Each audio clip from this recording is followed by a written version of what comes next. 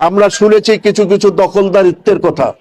আমি স্পষ্ট ভাষায় বলতে চাই, যারা বিএনপি করেন তারা দখলদারি করতে পারবেন না, করতে পারেন না। ওসি সাহেব এখানে আছেন, আমি আপনাকে অনুরোধ করব, বিএনপির হয়ে যদি যারা এখানে দখলদারি করে, পরের সম্পত্তি দখল করে বা অন্যায় করে, অত্যাচার করে, আপনি সে ব্যাপারে অত্যন্ত শক্ত ভূমিকা গ্রহণ করবেন।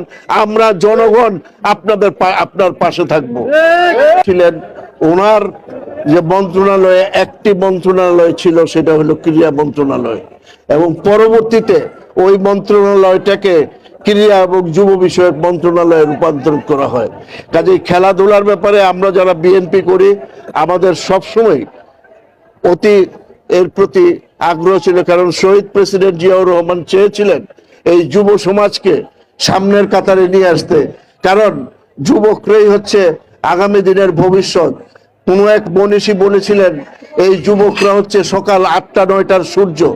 এই যুবকরা সকাল 8টা-9টার সূর্য মানে তারা প্রখর সূর্যের আলোর মতো, তারা সবকিছু ভেঙে চুরে সামনের দিকে নিয়ে যায়, যেমনি নিয়ে গেছে এই 36 জুলাইয়ে। বন্ধুরা আমার, আমি স্মরণ করছি সেই শহীদদেরকে যারা শহীদ হয়েছেন, সেই স্মরণ করছি। আশা করি বাংলাদেশে এই গণহত্যার বিচার হবে। আশা করি বাংলাদেশে যে লুটপাট হয়েছে এগুলোর বিচার হবে। আমার বাংলাদেশে যে গণহত্যা হয়েছে এই গণহত্যার বিচার হবে, সবকিছুই হবে। এবং সামনে রয়েছে একটি নির্বাচন। আপনারা নির্বাচনকে সামনে রেখে বিএনপির যারা কর্মী আছেন, দেশের মানুষ যারা আছেন, আপনারা জনগণের কাছে ঝাঁপিয়ে পড়ুন, বিএনপির যাতে কোনো রকমের বদনাম না হয়। আপনাদেরকে আমরা শুনেছি কিছু কিছু দখলদারিত্বের কথা।